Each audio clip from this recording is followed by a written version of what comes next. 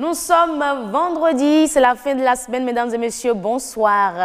Le week-end s'annonce très bien, j'imagine, encore que ce week-end est un week-end long, comme on le dit, long entre griffes. Lundi prochain, la journée du lundi est chômée, donc c'est un week-end long. Nous vous souhaitons déjà bonne fête à tous les chrétiens, bonne fête de Pentecôte. Mesdames et messieurs, voici la météo pour démarrer le grand rendez-vous de ce jour.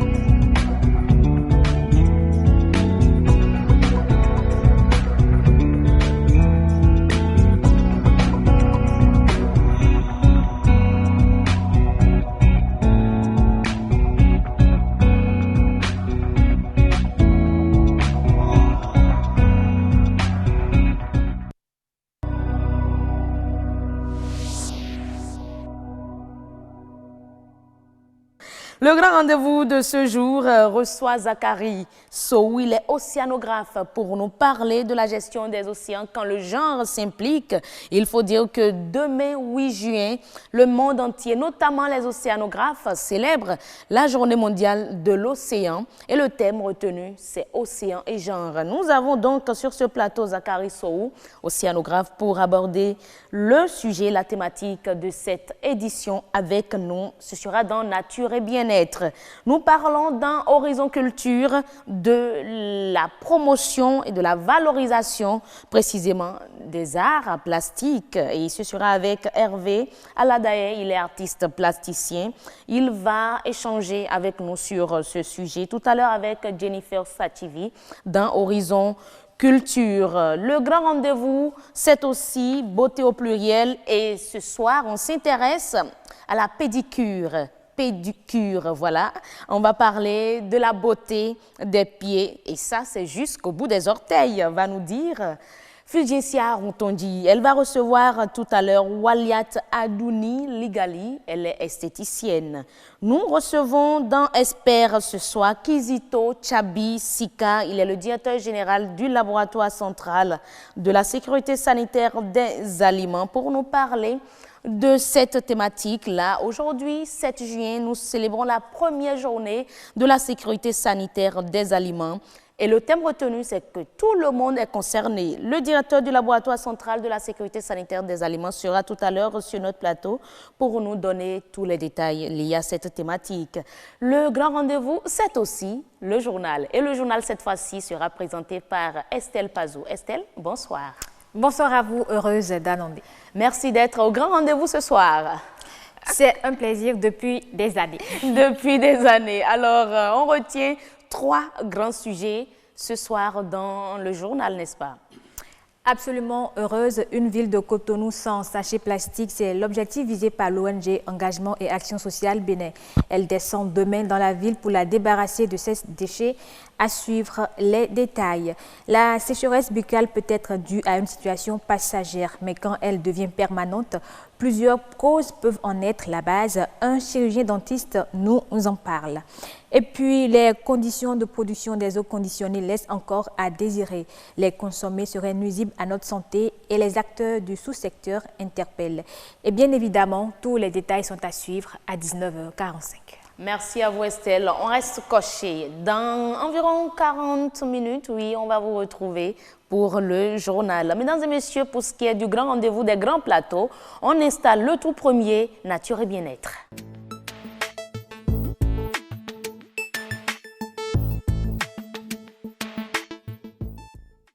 Je l'ai dit tantôt à l'entame de l'émission, demain 8 juin, le monde entier, notamment les océanographes, célèbrent la journée mondiale de l'océan. Le thème retenu, c'est océan et genre. On en parle dans Nature et Bien-être avec Zachary Sow, océanographe. Merci d'être là, monsieur Sow. Bonsoir. Merci, madame la journaliste.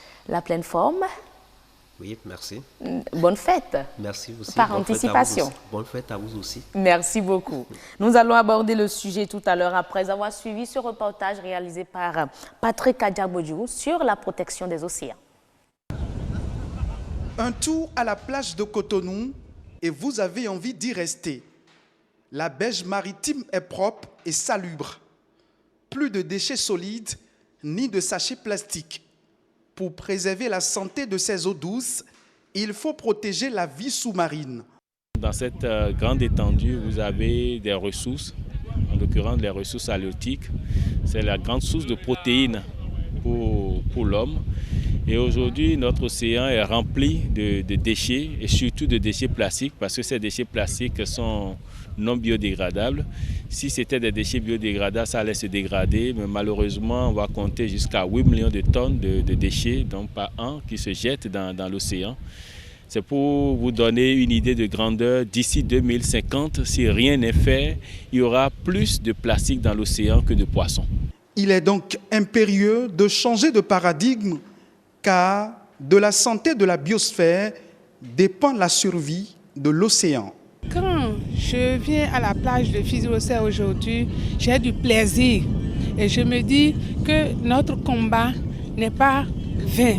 Vouloir une plage propre, vouloir des océans sans sachets plastiques, vouloir des océans sans pollution, c'est l'engagement que nous devons prendre ensemble aujourd'hui.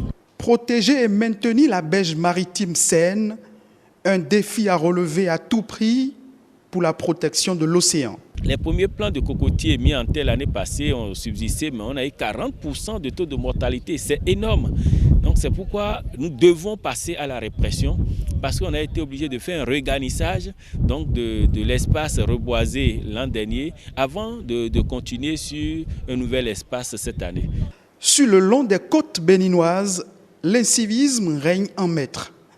Il faut alors décourager les comportements nuisibles à l'écosystème. Nous avons mis en place des brigadiers. Ces brigadiers font le nettoyage, sensibilisent, mais sont prêts aussi à vous signaler à la brigade de protection du littoral et de la lutte anti-pollution pour dire mais il y a telle personne qui... Et puis on peut, dès que vous êtes appréhendé, vous subissez les rigueurs de la loi. Parce que nous n'allons pas continuer par nettoyer et d'autres viendront déposer des déchets. Sur la terre ou sous les eaux marines, les déchets plastiques tuent. Plus la lutte est acharnée, plus l'océan restera une source intarissable de ressources maritimes. Et on retrouve sur le plateau Zachary Sow pour aborder le sujet. Mais on retient quand même du reportage de Patrick Adjabodjou que 8 millions de tonnes de déchets sont dans l'océan ou les océans par an. Tout à fait. 8 millions de tonnes de déchets. Bien sûr. Et bientôt, on aura plus de plastique dans nos océans que de produits halieutiques. Tout à fait. Et ça va se retrouver aussi dans les plats, le plastique. S'il n'y a plus de poissons. Là, on ne va consommer que des plastiques. Ah oui, mais c'est ça. Donc, il faut que tout le monde y participe. Et vous êtes là pour nous parler de l'importance de la protection de l'océan. Tout à fait. On l'a dit il y a quelques instants, c'est demain 8 juin, la journée mondiale de l'océan. Et pourquoi aujourd'hui le genre s'implique? Parce que le thème c'est océan et genre. Cela vise quoi? Oui, c'est que cette année, la dimension, c'est une dimension sexo-spécifique, comme on le dit. Ça veut dire que nous allons voir l'implication des femmes dans la gestion de l'océan, dans toutes les activités de l'océan. Donc, il faut attirer l'attention des gestionnaires, de tout le public sur le rôle que la femme doit jouer dans la gestion de l'océan et la protection en particulier. Pourquoi les femmes, elles Oui. jouent quel rôle concrètement dans la gestion des océans? De façon particulière, il faut savoir que Je les n'ai pas femmes... compris, il y a plus de femmes pêcheurs, il y a plus de femmes océanographes. Je n'ai Il y a vraiment moins, pas il y a compris. moins de femmes océanographes et moins de femmes qui s'impliquent dans les activités de pêche. liées à l'océan. Surtout les diplômés, ceux qui ont, disons, un niveau master, niveau d'études master, et puis licence, disons, jusqu'au doctorat, il y a très peu de femmes. Par contre, dans les activités de traitement de produits de pêche post-capture, c'est-à-dire après la capture, nous avons des femmes qui sont impliquées. Ça, c'est les mareyeuses. Oui. Donc, il faut aujourd'hui qu'on implique plus de femmes, surtout dans la recherche. Parce que des femmes sont formées aujourd'hui, il y a des océanographes qui sont formés et qui n'ont même pas de poste pour pouvoir travailler. Et pour, disons, travailler sur les bateaux, par exemple, les femmes peuvent aller en mer sur les pirogues, mais il n'y en a pas aujourd'hui. Et dans Donc, la recherche... c'est compliqué en fait pour la femme. Non, ce n'est pas du tout compliqué, puisque de plus en plus dans les pays développés, Oui. on voit aujourd'hui de plus en plus de femmes qui intègrent, disons, toutes les activités liées à la mer. Et c'est parce que chez nous, on se dit, bon, si la femme réclame la parité, je pense que la parité doit être partout. Donc, il ne faut pas que... N'apportez pas ce débat sur ce plateau. Donc, je pense qu'il faut que nous impliquons plus de femmes dans les activités liées aux travaux de la mer. D'accord. Mais aujourd'hui, quelles sont les activités qui sont prévues pour célébrer les océans? Bon, de façon spécifique, mon institut n'a pas une activité, mais nous sommes associés à la célébration de cette journée par rapport aux activités qui sont programmées par le ministère de cadre de vie. Donc, le ministère de cadre de vie a pu voir que pour pouvoir célébrer cette journée, il faut que tous les acteurs, et à la recherche qui est là, les gestionnaires qui sont là, et ceux qui sont chargés de la gestion, de coordonner ces activités, c'est le ministère de cadre de vie qui qui nous associe à la célébration de cette journée mondiale de l'océan, édition 2019. Mais vous-même, océanographe, plus concerné, vous faites quoi au cours Oui, de nous, on cette est journée? là pour pouvoir sensibiliser, pour dire aux gens qu'est-ce qu'il faut faire, comment est-ce qu'il faut, puisque le thème s'est accentué sur l'implication des femmes dans les activités liées à la mer. Donc, nous sommes là pour pouvoir sensibiliser, pour dire au public que les femmes doivent s'impliquer. Parce que les femmes, vous savez que les femmes sont, disons, très très dynamiques, même plus dynamiques que les hommes parce qu'ils sont Bien sûr, ça, je le confirme. pointilleux sur tous les aspects. Les aspects que les hommes ne maîtrisent pas, les femmes sont là pour nous mettre les points sur les i. Donc, c'est pourquoi nous devons les impliquer pour une plus grande efficacité dans la gestion de l'océan. De l'océan. Mais lorsque je prends les femmes mareyeuses, celles qui sont au niveau de la je ne dirais pas post-récolte, Post-capture. Post-capture, voilà, merci pour le thème. Qu'est-ce qu'elles doivent faire, elles, concrètement? Est-ce qu'après leurs activités, elles rejettent les déchets dans la mer? Ou pourquoi elles seront impliquées? Elles sont impliquées à tout point de vue parce que par rapport, vous avez dit tout à l'heure, qu'elles rejettent les déchets en mer. Donc, normalement, il y a des déchets qu'on ne doit pas jeter en mer. Vous et moi, même si on n'est pas au bord de la mer, on est gestionnaire de ces déchets-là. Parce que si nous jetons un sachet, par exemple, où que nous soyons, ces sachets-là sont drainés vers la mer par les affluents. Donc, les femmes doivent être impliquées pour pouvoir éduquer à leur niveau, là où elles sont, pour dire, attention, ces déchets, nous n'allons pas les jeter en mer, il faut que nous les préservons pour qu'on puisse les transporter vers les décharges. Mais concrètement, quel est le rôle, l'importance des océans? Pourquoi autant d'attention? Si l'océan n'existe pas, on dirait que la vie sur Terre n'existerait pas. Parce que l'océan joue un grand rôle dans la régulation du climat. Dites-vous que la grande majorité de l'oxygène que nous respirons, ça part de l'océan. Et nous avons la protéine d'origine animale, la grande majorité, ça vient de l'océan. Donc, nous sommes obligés de protéger l'océan parce que l'océan aussi, c'est la mémoire de notre climat. Et c'est un gisement thermique qui permet de réguler le climat. Ça veut dire qu'il y a les échanges qui se font, disons de l'équateur vers les pôles, et puis des pôles vers la mer. C'est-à-dire il y a le froid qui va des pôles vers l'équateur, et maintenant des pôles vers l'équateur pour pouvoir réguler ce climat-là. Donc s'il n'y a pas ces échanges-là, on ne pourra pas vivre parce que le climat sera très très chaud, disons à l'équateur, et au pôle, ce sera très très froid. Donc ce sera difficile de vraiment vivre dans ces zones-là. Donc c'est pourquoi l'océan est très très important par rapport à d'abord l'économie.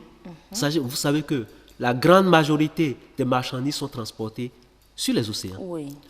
Maintenant, à partir de là, nous avons l'économie de tous les pays côtiers, en majorité qui se reposent sur les activités liées à l'océan. Donc, nous avons intérêt, où que nous soyons, même les pays de l'Interland sont obligés de pouvoir vraiment respecter, disons, la gestion de la pollution à leur niveau où ils sont pour pouvoir préserver l'océan.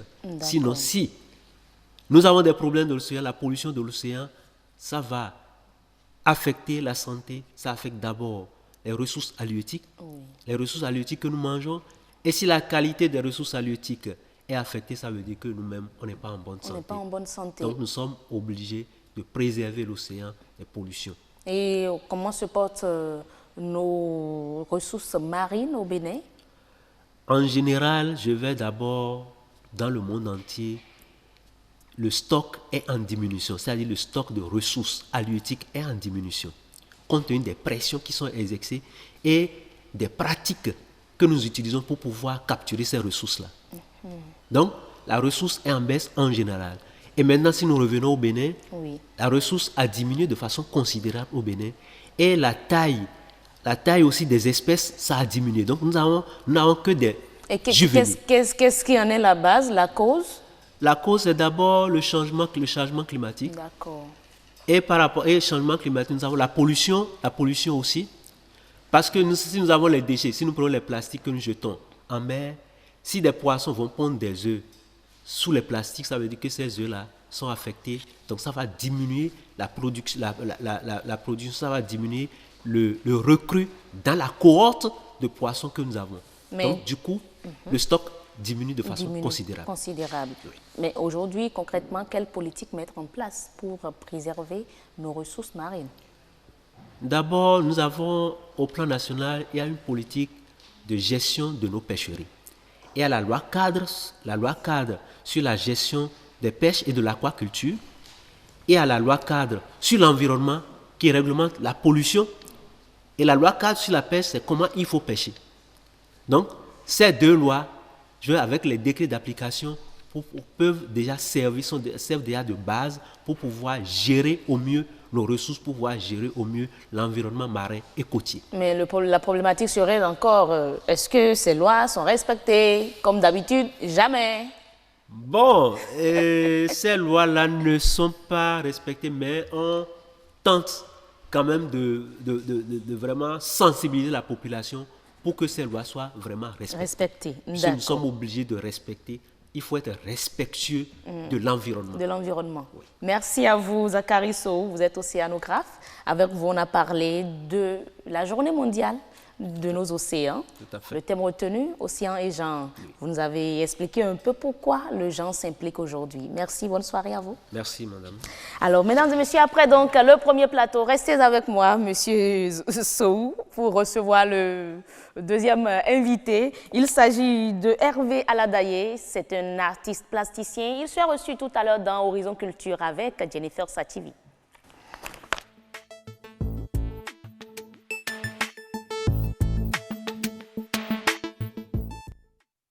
Voici ce reportage réalisé par Jacques sur l'art plastique pour nous parler de cette initiative, ces réformes dans ce secteur par l'État béninois. L'art plastique, c'est un métier d'avenir et si quelqu'un se donne à ça, la personne ne regrettera pas. L'art plastique, dans un sens commun, regroupe toutes les pratiques qui donnent une représentation artistique ou poétique au travers de formes et de volumes. Pour devenir artiste plasticien, il faut avoir quelques prédispositions. Et il faut avoir la volonté. Dans tout métier d'ailleurs, la volonté donne une stimulation et permet d'aller de l'avant et donner le meilleur de soi-même. Outre ces qualités, il est important de suivre une formation professionnelle. Un artiste plasticien intervient dans plusieurs domaines, à savoir la peinture, le dessin, la sculpture et même la décoration d'intérieur. Si par exemple vous voulez réaliser une maison, moi je ne suis pas fleuriste, mais je peux déjà vous dire les genres de fleurs que vous allez planter dans votre maison.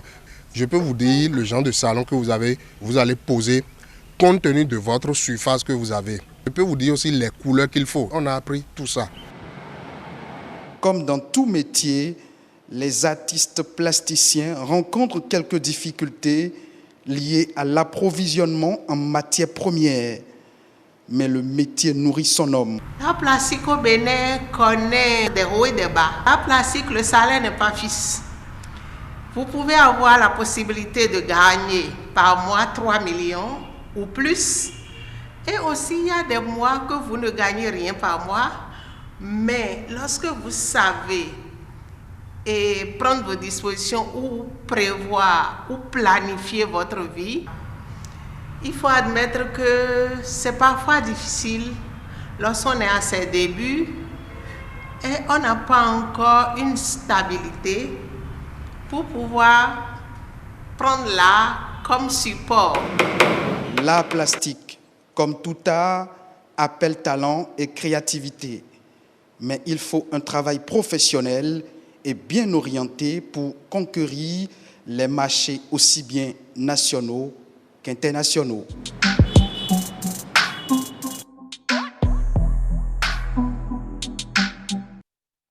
Merci à vous, Jacques Kakpo et Patrick Adiabodjou pour ce reportage. Et nous retrouvons donc Jennifer Sativi. Jennifer, bonsoir. Bonsoir, heureuse. Danondé. Ah non, quand même, vous n'allez quand même pas dire que... Non, j'ai pas oublié, j'ai voulu aussi appeler votre nom, vous voyez que... Vous êtes avec Monsieur Hervé Aladaye, artiste plasticien. Bonsoir, merci d'être là. Merci. Vous êtes sans des tableaux. Oui. On aurait aimé en avoir ici, ou on aura en virtuel. Sûrement. Il y a quelques images là. On a prévu tout ça.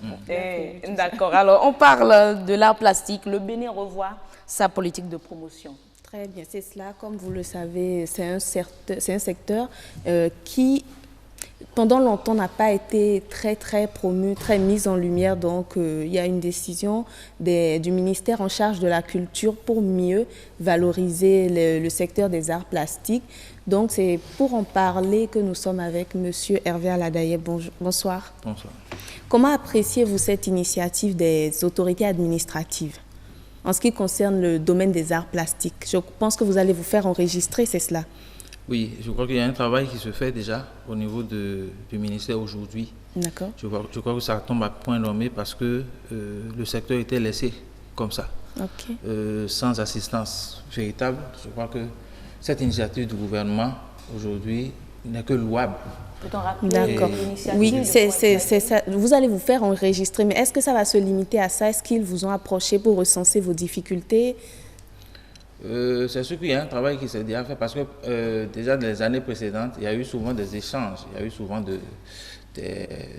des assises où on a échangé énormément, on a déposé en fait un certain nombre de nos problèmes au niveau du ministère. Je crois qu'à base de ça, déjà, il peut y avoir un plan intéressant au niveau du ministère pour pouvoir réorganiser en fait le secteur et permettre aux artistes plasticiens désormais de pouvoir se voir écouter par le gouvernement et se voir offrir en fait une plateforme d'écoute d'abord et d'action intéressante pour changer leur vie, pour que désormais l'art plastique ne soit plus pris comme l'enfant pauvre de la culture en général, mais désormais permettre en fait aux artistes plasticiens d'être fiers de leur métier. D'accord. Donc, dans vos propos, on sent que vous estimez que l'art plastique n'est pas, vous avez dit, ne soit pas pris comme l'enfant pauvre. Donc, est-ce que vous estimez qu'il faut réorganiser carrément?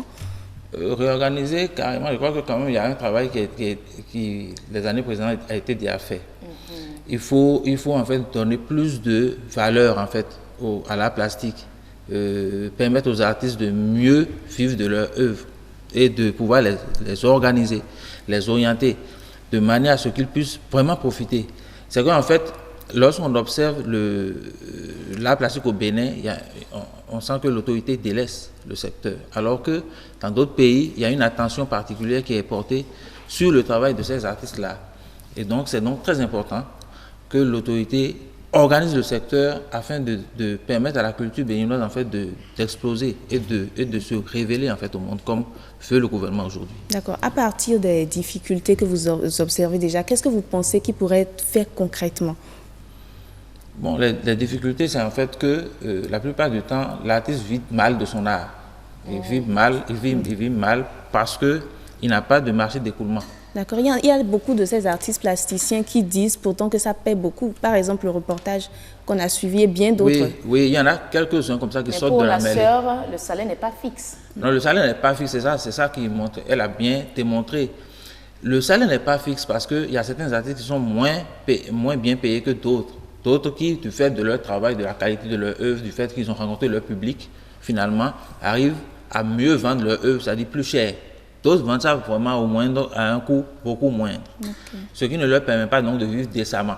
Donc on peut dire que voilà, ça dépend du réseau, c'est ça? Bon, c'est une affaire de relationnel, c'est une affaire de sensibilité. Certains artistes ne rencontrent pas vite leur public, c'est-à-dire il y a certains qui sont peut-être tout à fait atypiques dans leur manière de présenter leur travail. Du coup, le résultat, c'est que les gens ne comprennent pas toujours leur travail. Ou ils ne sont pas vraiment, ils n'ont pas de plateforme pour montrer le travail qu'ils font. Et par exemple, dans ce sens, il n'y a pas vraiment de galeries qui soient installées au Bénin qui permettent vraiment de pouvoir montrer, à part le CCF ou bien aujourd'hui l'Institut français, à part certains cercles artistiques, il n'y a pas tellement. Et donc, c'est toujours l'artiste qui montre son travail, mais qui ne rencontre pas non plus son public parce qu'en fait, les gens ne sont pas habitués à acheter des œuvres chez nous. Donc, les artistes qui vivent bien de leur œuvre, c'est souvent des artistes qui arrivent à exporter leur travail. Okay. Et exporter le travail coûte cher. Et voilà donc la véritable difficulté. Sortir du pays, par quels moyens? Travailler une œuvre d'art, on se dit c'est juste un tableau, mais ce que ça coûte, allez-y savoir. Donc, on a eu quelques images tout à l'heure, on aurait aimé, je ne sais pas si ce sont vos réalisations, et vous allez essayer de nous dire un peu ce que ça par représente. Oui, ça c'est de l'art figuratif, hein. C'est de l'art figuratif, c'est Somba des oiseaux, c'est peut-être un peu cadré en détail. Sinon, il y a plusieurs styles d'art, vous voyez, les styles varie. Et en fonction des styles. C'est pour valoriser la culture. Ça, c'est pour valoriser, oui. Vaudou, par exemple, c'est des toiles figuratives qui montrent en fait. L'art figuratif montre précisément le personnage qu'on veut exprimer. Alors que ça, là, par exemple, c'est de l'art contemporain. Ok, si vous permettez, est-ce que vous pensez que le public, c'est relatif, l'interprétation qu'on en fait? Parce qu'elle est du vaudou, moi, je voyais plus femmes africaines. Donc, est-ce que c'est quand même au niveau des clients, si je puis dire, c'est relatif? Oui, tout est une question d'éducation, tout est une question de formation et d'appréciation. Voilà. Sinon, en fait, l'art est transversal. On devait promouvoir l'art pour pouvoir permettre ça. Je crois que le gouvernement, ce qu'il fait maintenant, vraiment, on doit lui tirer chapeau. Et je crois que c'est ce qu'il faut encourager. D'accord, donc vous avez parlé. Vous pensez qu'il faut créer plus de galeries et plus exposer les œuvres, c'est cela? Voilà. Au-delà de ça, il y a pas mal d'autres besoins aussi. Par exemple, des besoins de la formation, des choses comme ça. D'accord. Et là aussi, je crois qu'avec le répertoire qui s'en va se créer et tout ça, il y aura un développement d'idées autour de toutes ces orientations-là. D'accord. Donc, si la formation est prise en compte et si les galeries sont construites, vous pensez que ça peut contribuer à l'essor du secteur? Mais effectivement, quand vous regardez le domaine de l'artisanat, qui est en fait un domaine proche, mitoyen en fait à l'art plastique, c'est bien organisé au Bénin. Il y a des galeries, le CPA par exemple notamment, où les artisans se retrouvent en groupe, se mettent en association et arrivent à montrer leur travail. Du coup, quand l'étranger vient au Bénin, un touriste débarque, il sait où il va, à quelle porte il va frapper pour pouvoir trouver et découvrir tout ce qui est novateur en matière artistique, artisanale. La chose n'est pas possible dans votre domaine. Vous ne pouvez pas vous retrouver. Il n'y a pas une plateforme. On a des associations, certes, mais les associations ont besoin d'outils. Et l'un des outils, c'est quand même une galerie qui rassemble tout le monde et qui permet en fait à l'étranger, lorsqu'il débarque de l'étranger, il vient au pays, il peut dire, tiens, je vais dans telle galerie, j'aurai quand même un panel pas moins important de tout ce qui se fait en matière d'art plastique. C'est d'une importance capitale, je l'ai ressenti. Moi, un jour, j'ai fait une exposition dans un lieu où on était plusieurs à exposer. Pourtant, un petit tableau comme ça, je me suis détaché du public puisque quelqu'un voulait de ce style. Okay. Il est venu découvrir mon atelier, il m'a acheté plusieurs toiles. D'accord. Donc, c'est d'une importance capitale. Moi, je me dis, on partira au développement de l'art plastique en passant par là. Ok, d'accord. Donc, création de galeries, certainement, et de façon très, très importante. Et puis aussi, la formation de ces artistes. Oui. Heureuse, merci de nous avoir reçus. Merci à vous. Il y a quand même déjà eu un premier pas, l'enregistrement des artistes plasticiens. Oui. Je crois que tout cela va suivre. Va déboucher sur d'autres... Merci à vous, Jennifer Sachivi. Merci, M. Hervé Aladaye. Merci beaucoup. Bonne fête. Oui. Vous êtes chrétien. Oui. Ah voilà, bonne fête de Pentecôte. Merci. Mesdames et messieurs, le troisième plateau, ce soir, on reçoit le directeur du laboratoire central de sécurité sanitaire des aliments, Kizito Tchabisika, pour nous parler de la sécurité sanitaire des aliments dans l'ESPER.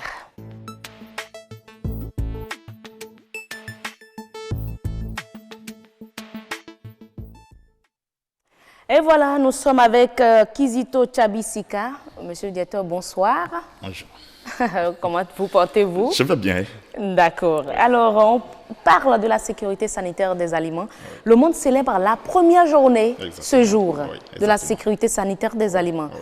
Pourquoi avez-vous senti le besoin de créer une journée pour célébrer ce volet qui est de votre domaine? Merci beaucoup. Je crois que si les organisations onusiennes sont arrivées à décider qu'on va dédier une journée pour la sécurité sanitaire des aliments, c'est parce que c'est tellement on a senti un vide. Et ce vide est parti du fait que dans les autres domaines de la vie, il y a quand même des journées qui sont dédiées à cela. Et on a remarqué que de plus en plus, quand même, la production des aliments, leur distribution et également leur sécurisation quand même prend une ampleur, disons. Et le système est tellement complexe aujourd'hui maintenant qu'il faille prendre quand même des mesures.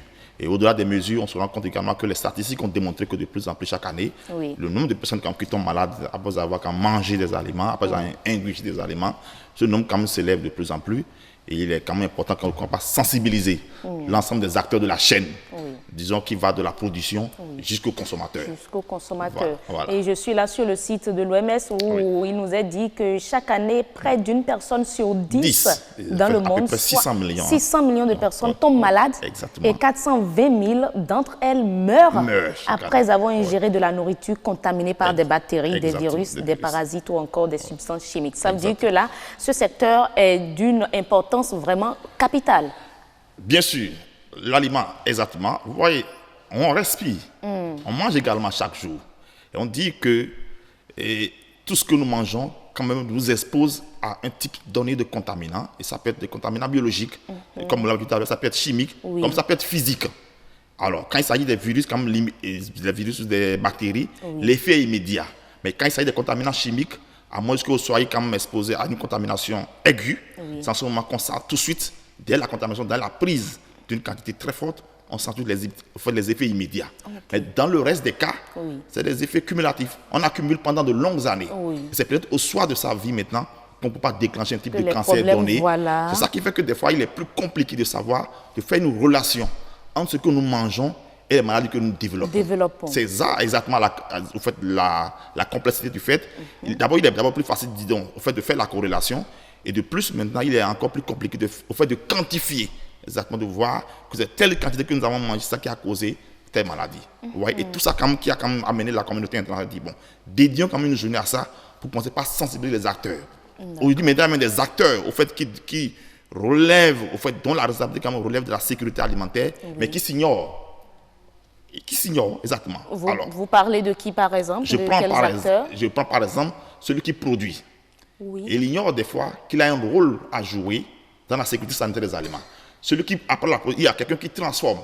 Il a un rôle à jouer. Celui qui fait le transport, celui qui distribue, le détaillant, le grossiste, même le consommateur, il a un rôle à jouer dans cette activité commune. Parce que lui, par exemple, lorsqu'il mange, il développe une diarrhée immédiate, lorsqu'il n'informe pas l'autorité sanitaire en place, on ne peut pas savoir qu'il y a un problème exactement dans la cité. Donc, tous les acteurs ont un rôle. C'est pourquoi, vous voyez, le thème de cette année, on dit, c'est la responsabilité de tous. De tous, c'est la responsabilité tout le monde collective. est concerné. Exactement, c'est notre collective.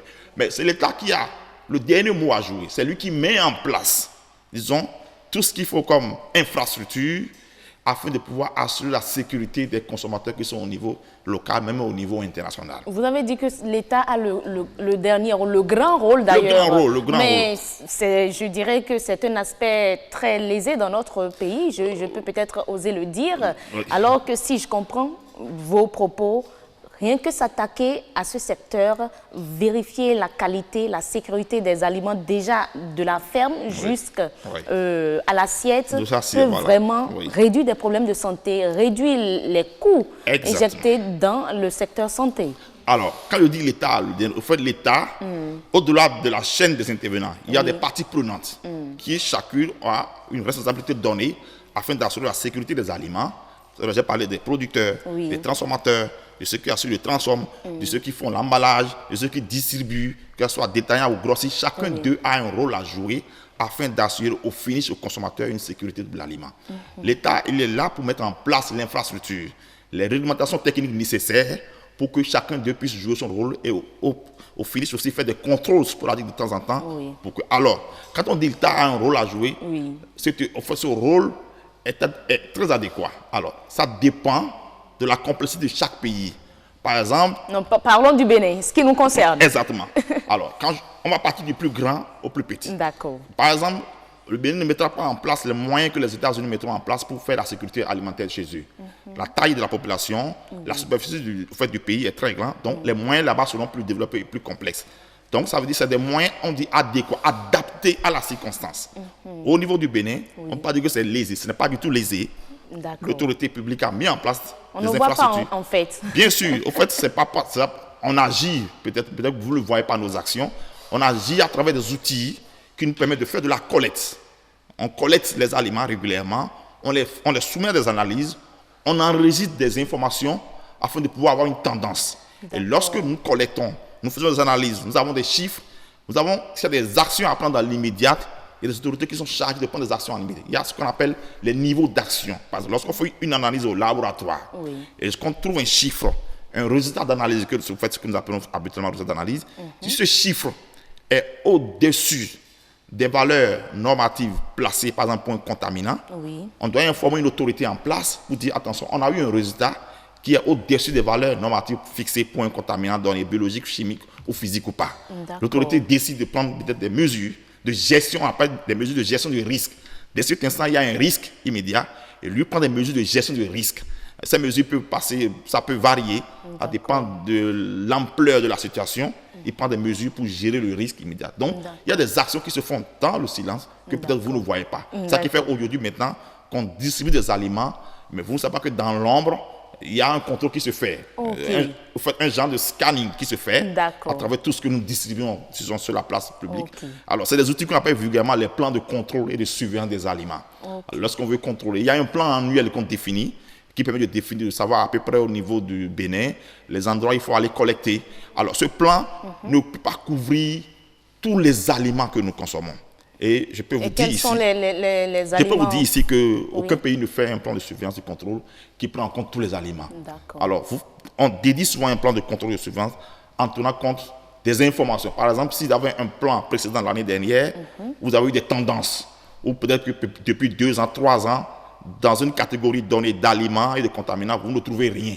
Vous n'allez pas continuer indéfiniment à surveiller ça. Vous pouvez déclasser ça et dire, bon, au regard des informations au niveau international, au niveau local. Et tout à l'heure, je parlais de le rôle des acteurs. L'association des consommateurs envoie des fois des feedbacks aux autorités gouvernementales pour dire que nous avons constaté que sur le terrain, les autorités sanitaires envoient des informations, que nous avons constaté que de plus en plus, il y a eu des maladies liées, des maladies diarrhéiques, liées à des aliments, et ainsi de suite. On en tient compte maintenant pour dire quelle est la catégorie d'aliments que nous allons surveiller dans l'année X+1 et quel est le contaminant que nous allons rechercher afin de pouvoir avoir une nouvelle tendance. Mais bon, peut-être pour faire court, Oui. déjà pour 2019, le plan en y est. Le plan est déjà exécuté, il est en cours. Voilà, En cours, il est en quels cours. sont les aliments, je dirais, qui sont dans vos projecteurs? Habituellement, d'abord, on tient compte déjà disons des quantités des aliments couramment consommés par la population. Et quand on prend basiquement de façon une population africaine, ça passe souvent des céréales. Alors, on tient compte aussi des risques liés à certains types de consommation d'aliments, les aliments qui sont consommés frais. Il y a un risque là. Là, ce n'est pas chauffé. Il y a un risque, on peut dire, attention, dans tel secteur, souvent les crudités, voilà. on en tient compte, on les surveille de temps en temps pour voir, attention, tout ce qui est, disons, produits maraîchers. Oui. Là, il faut une surveillance stricte pour voir de temps en temps qu'est-ce qui peut se passer dans ce secteur. Lorsqu'on trouve par exemple quelque chose, on informe, c'est des mesures à prendre. Alors, il est quand même très important d'avoir une cartographie dans un pays parce qu'on ne peut pas faire de la surveillance si on ne connaît pas les acteurs. Qui produit, qui transforme. Alors, tout ça, c'est déjà recensé. Alors, ce n'est pas de recensement exhaustif. On est toujours, chaque année, on recense d'autres pour voir où est-ce qu'il faut aller. Parce qu'un plan de surveillance, c'est établi à l'avance. On doit les prélever à tel endroit. On doit prendre tel produit dans telle ville. On doit prendre telle quantité, tel jour, telle heure. Donc, ça se fait régulièrement chaque année et on essaie quand même de voir une tendance. Alors, c'est des outils très importants. Par exemple, lorsqu'il n'y a pas de sécurité, les touristes ne viendront pas chez vous. Alors, c'est des outils qu'on peut utiliser dans nos politiques. Il ne faut pas voir l'aspect uniquement sécurité des consommateurs. Ces outils, par exemple, lorsque de l'international, parce qu'on fournit des informations au système des Nations Unies, des fois, il y a ce qu'on appelle l'Infosan. Alors, c'est le réseau mondial des autorités de sécurité sanitaire des aliments qui, de temps en temps, aussi ont des informations sur nos pays.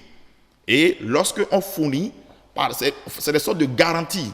Lorsque vous avez un plan de surveillance et qui est mis en œuvre régulièrement chaque année et qu'à la fin du plan de surveillance, vous publiez les informations. Vous dites, voilà la situation de notre pays. C'est une sorte de garantie. Par exemple, lorsque un touriste par exemple, se lève, il veut quitter son pays, il veut venir au Bénin, il s'informe pour savoir quelles sont les maladies courantes. Il va visiter ces sites-là pour dire quelles sont les maladies émergentes au Bénin, quelle est la situation sécuritaire en matière des aliments au Bénin. Il s'informe. Et quelle est la situation sécuritaire au Bénin? C'est une situation quand même sous contrôle. Sous contrôle. Parce que s'il n'y a pas de contrôle, on ne peut pas dire que quelque chose. Là, c'est toujours sous contrôle. Parce qu'il y a une surveillance, il y a un contrôle. Et lorsque nous avons des informations critiques, quand même, on se lève tout de suite, on se mobilise pour faire ce qu'on doit aller faire sur le terrain. D'accord. Mais je sais que vous êtes le directeur du laboratoire sanitaire, de sécurité sanitaire des aliments. Oui. Est-ce que individuellement, les chefs d'entreprise ou consommateurs viennent vers vous pour faire contrôler des aliments? D'abord, ça c'est stipulé par la loi. On ne peut pas mettre un produit alimentaire sur le marché sans avoir fait un contrôle. La loi 84 qui le définit. Et c'est une loi partagée transversale par presque tous les pays. C'est comme si vous produisez un médicament. On ne peut pas qu'on le mette sur le marché, sur la place publique, sans effectuer un contrôle pour savoir que ce produit, cet aliment, s'il est consommé par un consommateur X, ça ne va pas faire des effets adverses sur sa santé. C'est très important. Donc, tous ceux-là, normalement, sont obligés, producteurs, transformateurs. Ils le font, certains le font, ceux qui n'ignorent pas. Alors, ceux-là n'ignorent pas la loi. Merci à vous, Kizito Tchabisika, directeur général du laboratoire central de sécurité sanitaire des aliments. Avec vous, on a parlé de l'importance de la sécurité sanitaire des aliments.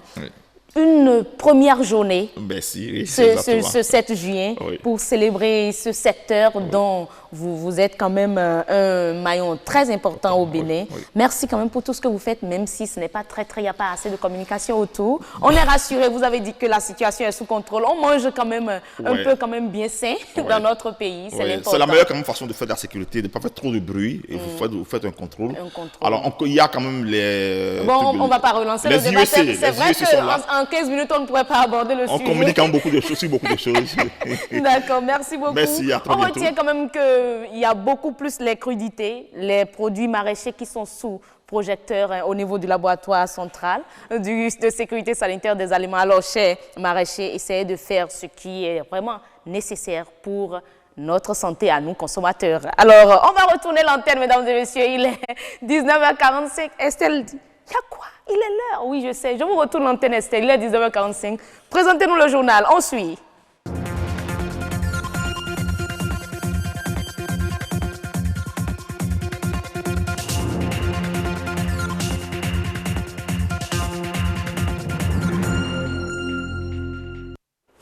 Bonsoir à tous et bienvenue dans cette édition du journal. L'ONG Engagement et Action Sociale milite pour une ville de Cotonou sans déchets plastiques. Elle organise demain samedi une séance à cet effet. On en parle dans ce journal.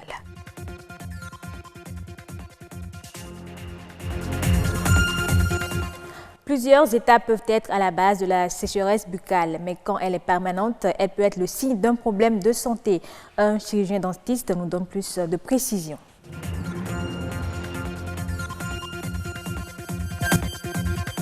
Et puis, l'eau conditionnée n'est pas produite dans les conditions optimales de sécurité. Elle étanche la soif, mais serait mauvaise pour la santé et les acteurs du sous-secteur sensibilisent.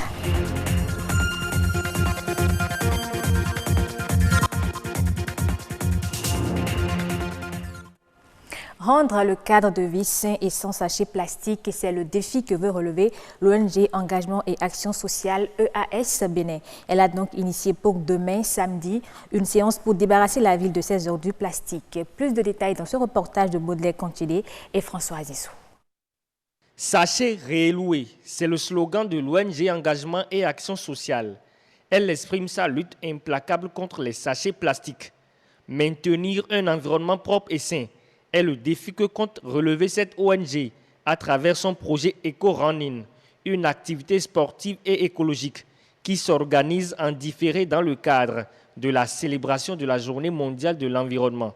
Nous, au Bénin, on avait obligation de célébrer cette journée parce que la protection de l'environnement est un enjeu important de développement de santé publique et qu'on ne pouvait pas se développer sans tenir compte de l'importance de cet environnement. Et donc, c'est pour ça qu'on s'est dit que nous allons marquer cette journée en organisant un Eco-Running. Cette opération, qui est à sa 9e édition, est prévue pour se tenir dans le 4e arrondissement de Cotonou. Conscient de ce que le sachet tue et détruit l'environnement, le 4e arrondissement, très tôt, s'est pris la charge d'accompagner la présidente de l'EAC, Madame Sandra Idossou, lance un appel vibrant à la population du 4e arrondissement et environ de sortir massivement pour participer à ce Eco-Running parce que nous, les élus locaux, nous ne pouvons qu'accompagner cette initiative à la base. Les sachets plastiques affectent la santé de l'homme et polluent l'environnement. Pour éradiquer le phénomène, il convient d'amener les populations à un changement de comportement en les sensibilisant sur les méthodes des 3 R, réduire, réutiliser et recycler. La nervosité, la contrariété ou encore le stress peuvent causer la sécheresse buccale. Quand elle devient continuelle, elle peut être le signe d'un problème médical sérieux. Elle nécessite dans ce cas un traitement. Rachel Alapini, chirurgien dentiste, nous en parle au micro de César Attiali. La sécheresse buccale, c'est la bouche sèche. Il n'y a pas de salive dans la bouche, puisque c'est la salive qui lubrifie, humidifie la bouche. Donc il n'y a pas de salive et la bouche est complètement sèche. C'est ça qui va entraîner les oscilles. Et le patient peut avoir une sensation de goût métallique et absence de goût pour les aliments, des ulcérations dans la bouche. La multiplication, cette absence de salive va entraîner la multiplication des bactéries, leur décomposition qui va être à la base d'une mauvaise haleine. Et il y aura la multiplication des maladies, des affections bucco-dentaires, il y aura beaucoup de caries, il y aura des candidoses. Pour guérir, d'abord, il faut connaître ce qui est à la base de cette sécheresse buccale-là. Donc, il faut détecter, maîtriser les pathologies, puisque cette sécheresse buccale est forcément due à une altération des glandes salivaires. Ce sont ces glandes salivaires qui produisent la salive. Donc, s'il n'y a plus de salive, c'est qu'il y a un dysfonctionnement des glandes, dû à une pathologie des glandes même, ou à une autre pathologie qui affecte, ou un autre comportement qui affecte ces glandes salivaires-là. Par exemple, il y a des traitements tels que la radiothérapie, la chimiothérapie, la prise de certains médicaments qui entravent le fonctionnement des glandes salivaires. Donc, à chaque spécialiste à son niveau peut déjà trouver une solution. Donc, il faut traiter la pathologie. Peut-être en entendant de faire tout ça, le spécialiste peut prescrire des produits pour humidifier la bouche en attendant. L'eau conditionnée en sachet n'est pas toujours propre à la consommation. Les conditions de production laissent parfois à désirer. Et les études révèlent qu'une importante partie de ces eaux conditionnées contient des germes qui pourraient occasionner des maladies hydriques. Pour donc éviter ces cas de maladies, les acteurs de ce sous-secteur sensibilisent. Gloria Oni. Les statistiques au plan national indiquent qu'environ 35 à 40% des eaux en sachet qui circulent dans nos villes ne sont pas de bonne qualité. La plupart des structures privées de traitement de l'eau conditionnée ne disposent pas d'accessoires ni d'appareils requis pour une production répondant aux normes sanitaires en la matière. Les eaux conditionnées en sachet seraient l'une des sources des maladies hydriques liées au manque d'hygiène qui caractérise le processus et l'état du matériel de production. Un laboratoire vraiment accrédité dans les normes qui se chargera de faire le contrôle de la qualité de l'eau mise à la disposition des populations. Il existe des tests de loi qui permettent à un producteur qui veut s'installer pour produire de l'eau, il a des tests auxquels il doit se conformer. On a remarqué que ces producteurs s'installent anarchiquement, d'autres font l'effort de se conformer, d'autres s'installent clandestinement et c'est le cas de la majorité. Les zones marécageuses, généralement insalubres, sont les endroits où ces usines artisanales de fabrication de l'eau conditionnée en sachet sont installées. Il est estimé qu'entre Cotonou, Porto-Novo et Abomey-Calavi, qu'on peut avoir jusqu'à 1000 producteurs. 1000 producteurs, mais la majorité produit dans des conditions ou dans des lieux où ils ne souhaitent jamais qu'on ait assez et l'eau apparaît seulement de quelque part, vous le voyez en circulation. Pour réglementer le secteur, le ministère de la Santé a pris certaines dispositions qui peinent à être mises en application. Malheureusement, à la date d'aujourd'hui, le décret qui nous permet de leur donner une autorisation de faire le suivi n'est pas encore signé.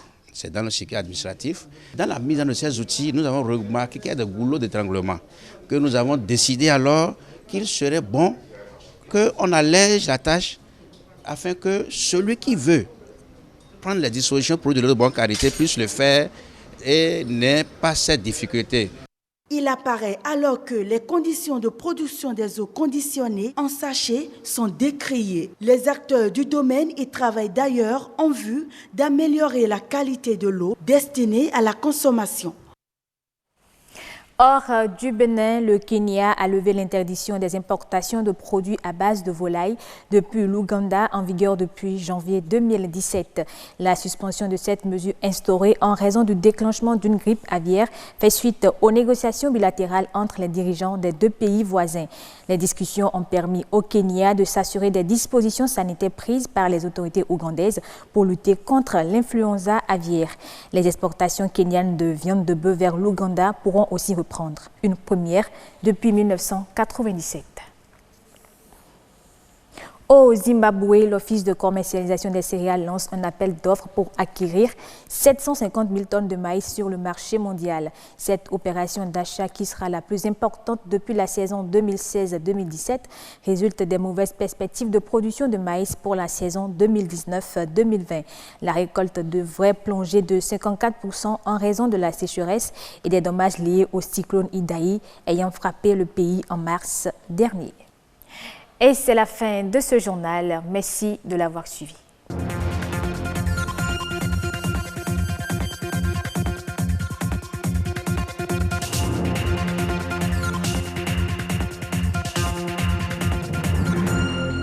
Merci à vous, Estelle Pazou, pour la présentation. Bonne soirée, bonne fête de Pentecôte à vous. Mesdames et messieurs, on fait le dernier tour pour déjà dire que le grand rendez-vous tire à sa fin. Oui, un grand plateau seul reste, c'est beauté au pluriel. Et on va recevoir Waliat Adouni Ligali, elle est esthéticienne, et Fulgessia Routondi pour nous parler des soins des pieds.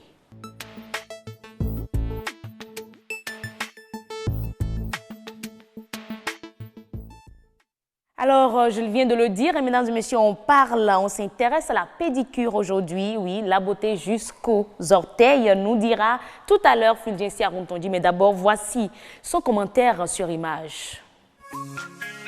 Nos ongles reflètent les soins que nous apportons à nos mains et à nos pieds. L'ongle joue un rôle esthétique et de séduction. Mais avoir de jolies mains, cela passe par quelques petits gestes et astuces simples à effectuer au quotidien. Avoir de beaux ongles sains et soignés, c'est plus qu'une question d'esthétique, car les problèmes des ongles surviennent par manque d'hygiène et à l'usage de produits détergents.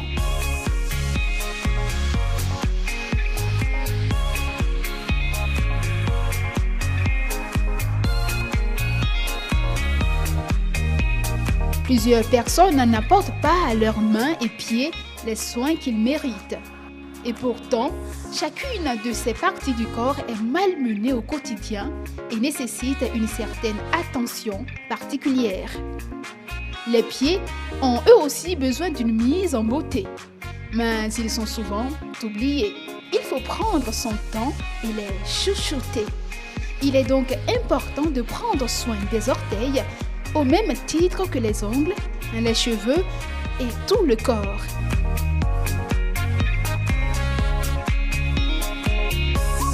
Les soins beauté des mains et des pieds sont indispensables. Longs, courts, les ongles doivent être impeccables.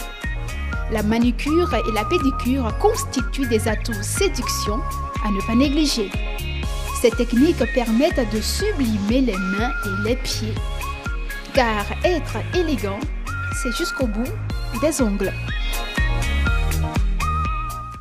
Voilà, c'est donc Rebecca Djinankou qui, à travers sa voix, nous présente un peu les soins des pieds, ce que cela peut apporter, mais également les soins au niveau des mains, la manicure et la pédicure. Alors, Lago, comment vous portez-vous? Lago Beauté, qui prend assez de temps pour se mettre... Ah, mais il le faut, hein, vous avez dit beauté au pluriel, donc il faut que j'agence bien les couleurs. Hein. En tout cas, vous avez fait ce que vous pouvez pour être là. Merci de l'être. Allez, nous sommes avec Waliat, voilà, Adouni Ligali. Merci d'être là, bonsoir. Merci pour l'invitation. Vous êtes esthéticienne. Oui. Je peux voir vos mains? Aïe, aïe, aïe. Assez de couleurs. En tout cas, il y a assez de soins à ce niveau. Et les vôtres? Non, je ne vais pas les montrer. Mais quand même, je garantis aux téléspectateurs que c'est quand même bien. Ah, mais vous parlez de moi là, hein? Même pas aujourd'hui, il ne s'agira pas des mains, hein, on va parler des pieds. On constate hein, qu'aujourd'hui, on se préoccupe beaucoup plus des mains et on ignore hein, et les pieds. Oui, voilà pourquoi on a contacté notre esthéticienne. Elle répond au nom de Waliat Adouni Ligali. Bonsoir madame. Bonsoir. Alors, pour se sentir bien dans sa peau, il est vraiment indispensable de prendre soin de ses pieds. Vous confirmez? Effectivement. En vérité, il est indispensable de prendre soin de ses pieds déjà soi-même pour se sentir à l'aise, pour se sentir bien dans sa peau et aussi pour le regard des autres. Ce ne serait pas forcément joli de voir des pieds trop craquelés, pas propres, sèches, pas doux, parce que les pieds, quand ils ne sont pas entretenus, de visu, on les voit. Donc c'est d'abord pour soi-même. Pour soi-même, parce que quand ils ne sont pas entretenus, déjà on se sent mal. Que ce soit dans les chaussures ou pas, ça ne passe pas. Donc maintenant pour les autres après aussi, parce que ça ne fait pas bien de voir des pieds pas entretenus. Donc c'est vraiment important de prendre soin d'eux, tout comme les mains d'ailleurs. Voilà. Mais il existe différents types de soins qu'on peut apporter à ses pieds, lesquels vous nous conseillez? Oui, je pense que le problème se pose souvent au niveau des gens qui n'ont pas souvent le temps, parce qu'ils diront on n'a pas le temps de prendre soin, on a envie mais on n'a pas le temps parce que voilà la maison, il faut faire ci, il faut faire ça. Je suis souvent dans les chaussures fermées, donc ça passe quoi. J'allais en venir souvent dans les chaussures fermées. Donc ce qu'il faut faire déjà au quotidien, c'est de bien se laver les pieds, tout comme le corps, c'est-à-dire se laver le corps, bien se laver les pieds. Après la douche, bien nettoyer les pieds et surtout entre les orteils, ne pas laisser l'eau parce que c'est des détails qui causent des problèmes après. Donc bien nettoyer les pieds et ensuite les hydrater. Surtout ça, ce que beaucoup ne font pas quand on finit la douche, c'est qu'on met les chaussures et puis paf, on est parti, ce qui n'est pas bien. Donc bien hydrater les pieds avant de mettre les pieds dans la chaussure et d'aller commencer la journée et tout. En dehors de ça, souvent prendre rendez-vous chez chez nous autres, chez les esthéticiennes, chez des professionnels pour des soins de pied qui se font de façon professionnelle. Ça, c'est notre secret. Un peu comme ce que nous voyons là déjà. Voilà, un peu comme sur l'image, voilà, des bains de pied, des gommages et puis beaucoup d'hydratation. Donc, en institut, ça se fait mieux parce que la technique, elle est plus adaptée, les produits sont là. Donc, vous remettez juste vos pieds et puis voilà.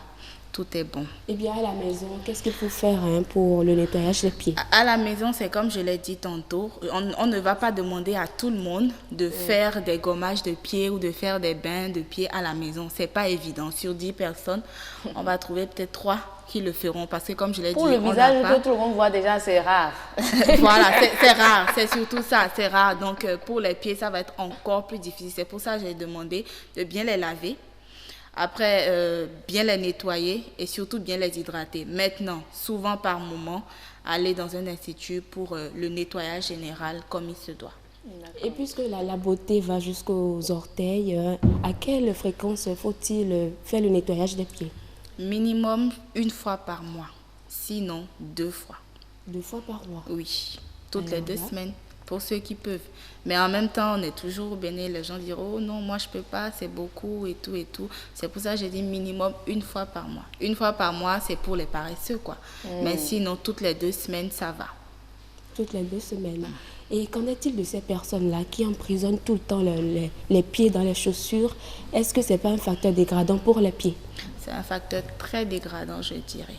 Les pieds trop enfermés toute la semaine ou tout un mois, des chaussures tout le temps fermées, serrées avec des coutures internes, c'est pas des choses vraiment conseillées parce que c'est des choses qui fragilisent déjà la peau des pieds, qui peuvent créer des problèmes comme les durilons, les cors, les callosités. Donc je pense qu'il faudrait alterner tantôt les chaussures fermées, tantôt les chaussures ouvertes. Il ne faudrait pas aussi que les chaussures ouvertes ce soient trop. C'est pas bien aussi. Donc, et même si elles doivent être fermées maintenant, pas trop serrées. Donc, savoir les chaussures adaptées au pied de chacun parce que les chaussures qui me vont ne sont pas forcément les chaussures qui te vont. Et comme je l'ai dit, toujours être à l'aise dans sa peau. Si tu mets une chaussure où tu n'es pas à l'aise, bien vrai, elle est belle, mais autant mieux ne pas la porter. Mais que dire des coachs sportifs qui sont toujours dans leur crêpe. Et même les hommes, ils sont tout le temps dans leur chaussures fermées. Mais en même temps, il y a des hommes aussi, ils ne sont pas tout le temps dans les chaussures fermées. Il y a des hommes aujourd'hui, c'est les paires fermées, demain, c'est les paires un peu relax. Tout dépend de comment tu t'habilles et puis si tu n'es pas trop... accentué dans la tête, ça va, ça passe. Et qu'en est-il alors des talons, des chaussures à haut talon? Effectivement, les talons aussi, il ne faut pas trop en abuser. Il faut les mettre, puisque nous sommes des... Bon, ça ne manque pas. Il faut mettre les talons, pas trop haut et pas tout le temps. Vous voyez par exemple une femme qui doit mettre des talons assez hauts tous les jours. Si vous comptez un mois... C'est parce qu'elle en a la capacité, hein? Elle ne sait pas. Et assez d'argent pour les problèmes de santé après. Ça, c'est vrai. Assez d'argent pour les problèmes de santé parce qu'il y va aussi de sa santé. Mais également, les talons tous les jours. C'est vrai, elle peut être confortable, mais ça pourrait lui créer des problèmes. Elle-même, elle ne saura pas d'où viennent ces problèmes. Elle ne pourra pas se douter que ces problèmes viennent des talons qu'elle a l'habitude de mettre tous les jours, parce que ça a tendance à trop frotter les pieds et tout. Donc, il faut essayer tout le temps de faire la part des choses, alterner un peu les talons, un peu les chaussures basses, un peu les chaussures fermées, un peu les chaussures ouvertes. Et qu'en est-il des ongles là? Faut-il les limer de temps en temps ou souvent mettre des faux ongles? Je pense que là, c'est une question de goût. Okay. Parce qu'il y a des gens qui ne sont pas du tout dans ce monde de mettre les faux ongles. Ils sont capables d'embellir leurs doigts, de mettre du vernis à ongles, de laisser leurs ongles naturels pousser, comme il y a d'autres qui ont l'habitude de mettre les faux ongles. Tout dépend du goût. Tout ce que je peux dire, c'est qu'il faut éviter d'avoir les ongles sales. Vous n'avez pas forcément besoin d'aller en institut pour avoir des ongles tout propres. Non, ça dépend vraiment de votre hygiène. Même s'il faut mettre la main dans n'importe quoi, il faut vraiment savoir s'y prendre. Et surtout, ne pas laisser les ongles naturels trop poussés, trop longs. Parce que plus ils sont longs, plus ils poussent, tu ne peux pas les entretenir. C'est que dedans, il y a trop de trucs, parfois que toi-même, tu ne vois pas. Tu as quand même l'impression que c'est propre. Donc, surtout pour les femmes, nous qui avons l'habitude de faire beaucoup de choses, de gauche à droite, de mettre la main dans beaucoup de choses, il faut vraiment éviter. Je pense que l'essentiel, c'est d'avoir des ongles mi-long, mi-court, pas trop long. D'essayer de les nettoyer comme on peut. Comme je dis, toujours bien se laver. Bien se laver, ce n'est pas seulement le corps. Je pense que c'est vraiment tous les détails, prendre tous les détails en compte. Donc voilà. Est-ce que vous avez des astuces pour nous? On a eu quelques images là du citron, des recettes pour déjà prendre soin déjà des pieds, pour éviter les fendillements et tout ça. Oui, pour les pieds, c'est comme j'ai dit. Là, les problèmes de fendillement, ça devient des problèmes un peu particuliers. D'accord. Ça devient des problèmes qu'on ne peut pas forcément traiter à la maison. Donc, comme je dis, venir en institut. Si tu as les talons crevassés et tout, à la maison, même si tu te laves tous les jours, que tu les nettoies, tu hydrates, c'est pas évident que tu puisses remédier au problème. Okay. Il faut que tu viennes en institut et les soins après soins, il y aura un résultat assez visible. Les talons crevassés pourront disparaître. Pour les mains, je pense que pour les recettes à la maison, oui, mais pour ceux qui ont des problèmes d'ongles, par exemple, des gens qui ont des ongles qui se cassent trop vite, des ongles qui jaunissent, les ongles abîmés. Les ongles abîmés, parce que faute de trop de travaux ou de ci ou de ça, oui, il y a des recettes, peut-être de l'eau tiède, citronnée, avec un peu de sel. Il faut plonger les mains environ 15 minutes. Si on peut le faire tous les jours, ça passe, sinon au moins 4 à 5 fois par semaine. C'est-à-dire qu'il faudrait que ce soit vraiment régulier pour que le résultat soit visible. S'il n'est pas régulier, ce n'est pas évident que le résultat soit visible. Et on peut faire ça aussi pour les pieds? Oui, on peut faire également pour les pieds. C'est comme je le disais toujours, si on a le temps.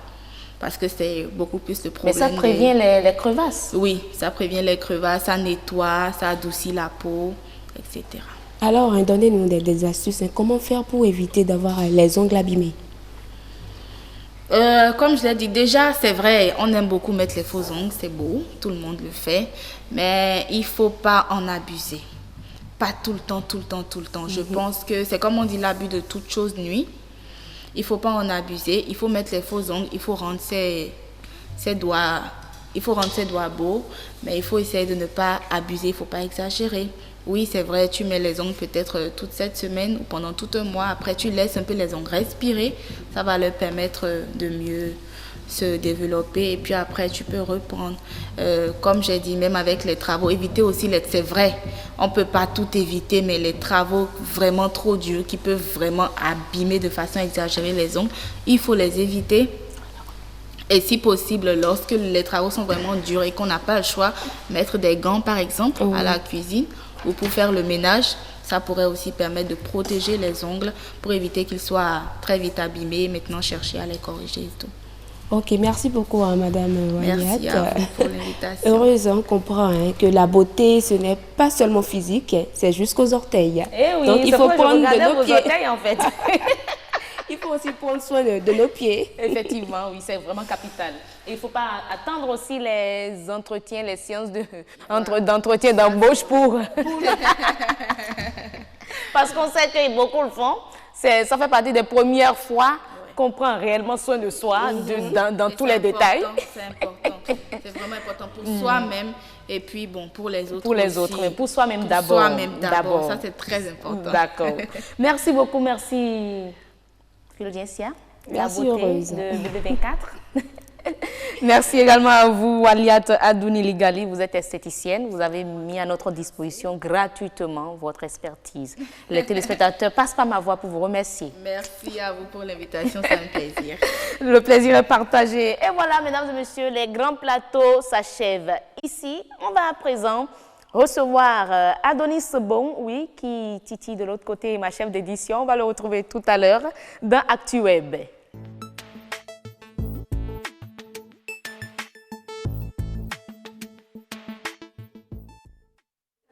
Nous sommes avec Adonis. Ado, bonsoir. Très sérieux ce soir, je vous préfère ainsi. C'est mieux, il ne faut pas sourire. Que taquet.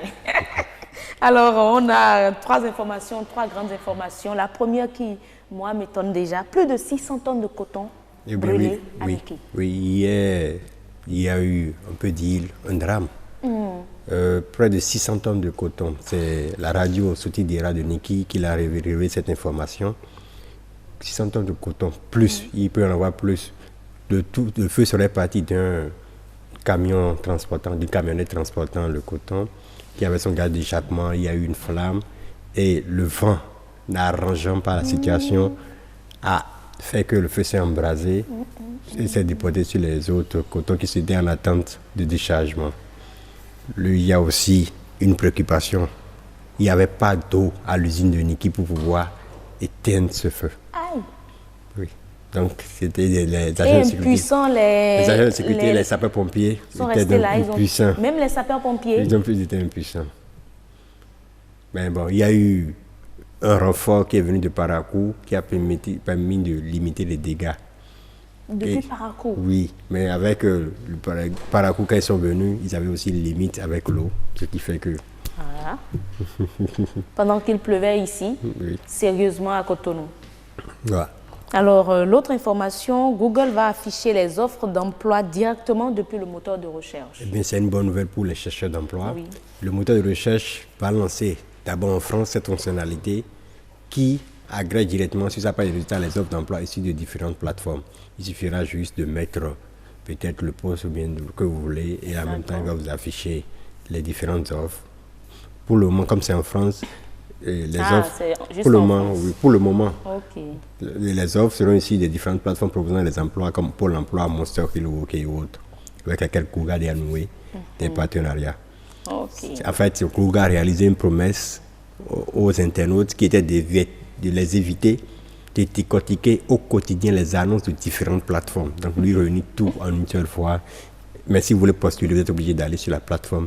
D'accord. Oui. Mais au moins, vous avez quand même l'information. Oui.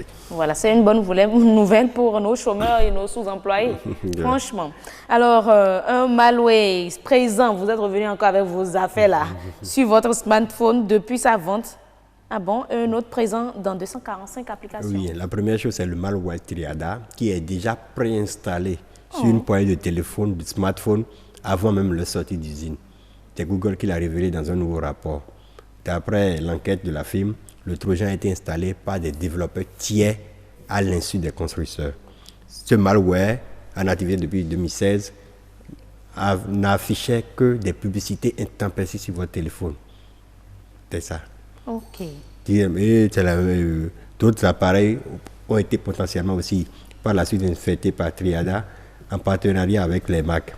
Mais avec les correctifs sur certains smartphones, Google a été capable d'endiguer cette propagation de ce mal. Il faut souligner aussi que quand on parle de malware, il y a aussi un autre malware, Beta Ads, qui a été repéré dans 238 applications disponibles sur le Google Play Store. Une fois installé sur votre smartphone, le malicieux va vous bombarder de publicités jusqu'à rendre le téléphone inutilisable. Oh. Oui. Ce malware provient... On peut désinstaller? Ce malware provient d'une société de sécurité informatique, Beta Dat, qui en fait tous les 238 applications proviennent de la seule société CookTech, qui était basée à Shanghai. Il y a 238 applications. Avec l'aide de l'infographe, vous aurez une partie des applications qui sont déjà infectées. Si on peut revenir là-dessus. Voilà, merci beaucoup, Ulrich. La plupart, vous allez voir Workout. Il y a plein d'applications, les langages, surtout les applications liées aux langues de clavier, Skin et autres. C'est ça. En tout cas, c'est quand même des informations que vous nous apportez. On saura prendre nos dispositions. Est-ce qu'on peut les désinstaller? Oui, vous pouvez désinstaller. C'est ce que moi je veux savoir. Vous pouvez désinstaller ces applications. Il suffit de voir si les applications sont répertoriées. Pour ceux qui aussi utilisent, qui font la copie des images en PDF, documents PDF scanner, DocScan ainsi infecté, emoji, keyboard, touche pâle, face message social, messenger free, plein horoscope, astrologie, live pop, musique FM, musique hot, daily zodiac. Ça, c'est les plus il y en a téléchargés, ça. Oui, live paper wall, par exemple. Et surtout, ceux qui, comme je le disais, qui aiment changer les fonds d'écran des claviers. Skin Theme, Candy Ice Cream, Skin Theme Free Cool, et aussi ceux qui font les changements au niveau des packs de langue, Skin Keyboard Theme, voilà, toutes ces applications. Tout ça, c'est affecté. Oui. D'accord. Merci beaucoup pour ces informations. Soit à prendre nos dispositions désormais. Même si c'est un téléphone neuf, il faudra peut-être l'envoyer chez les techniciens et voir pour détecter les malwares. Quand il y a des mises à jour de sécurité qui se présentent, il faut les mettre à jour. Et quand on vous annonce qu'il y a des malwares qui sont présents dans les applications, il faut désinstaller ces applications-là. Systématiquement. Oui. D'accord. Merci à vous, Adonis. Bon, pour ces informations. Excellent week-end à vous. Le week-end sera très long, n'est-ce pas? Et très mouvementé de votre côté. C'est vous qui le dites. Merci beaucoup, Adonis. Mesdames et messieurs, c'est donc tout pour le grand rendez-vous de ce vendredi 7 juin 2019. On va juste vous demander de suivre à présent les prévisions météorologiques.